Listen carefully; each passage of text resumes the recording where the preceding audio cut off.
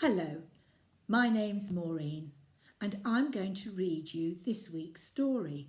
It's called The Marvellous Picnic and I'm reading it from the Lion Storyteller Bible.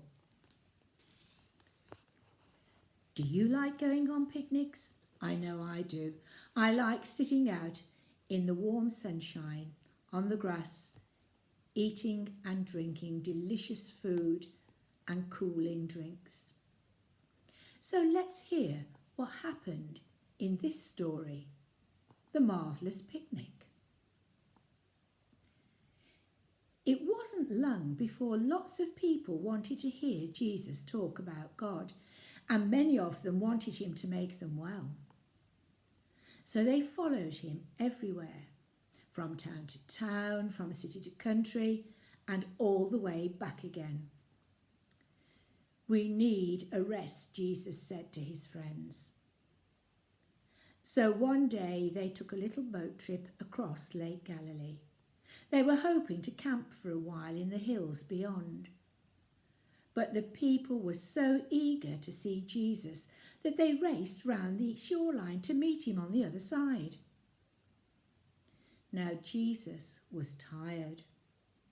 But when he turned and saw the people following him up the hill, he stopped.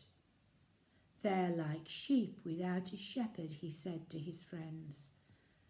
They need someone to show them the way.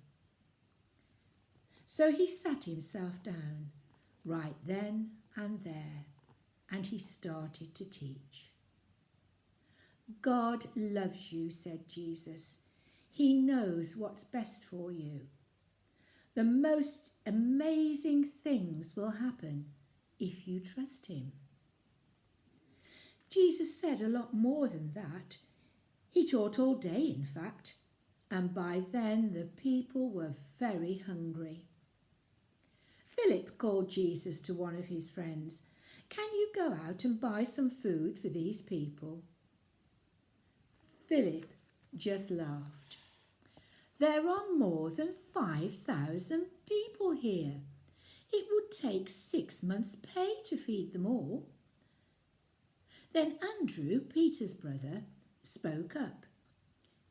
There's a boy here, Jesus, who has a little food. There are 5 loaves of bread and a couple of fish.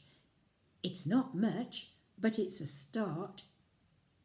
So it is, grinned Jesus, and he rubbed his hands together as if he was about to go to work. Make the people sit down in little groups. Tell them we're going to have a picnic. Jesus' friends looked at Jesus. They looked at the little boy's lunch. They looked at the enormous crowd. Then they looked at each other and shrugged their shoulders. All right, they agreed. Whatever you say. But Jesus smiled as he watched them go. Then he bowed his head, thanked God for the food, and started breaking it into pieces. The friends returned and began to pass out the pieces. And to their amazement, there was plenty for the first group, and the second group, and the third group, and then every group. In fact, plenty for everyone. More than enough to go round. So much, in fact, that there were 12 baskets full of leftovers to take home. The people patted their tummies. They struggled to their feet. They wiped the crumbs from their mouths, and some even burped. But all Jesus' friends could do was stare. It's just as I told you, said Jesus.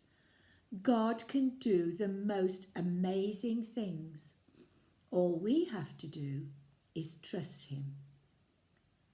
Then he smiled at his helpers, popped a chunk of bread into his mouth, and started off for home.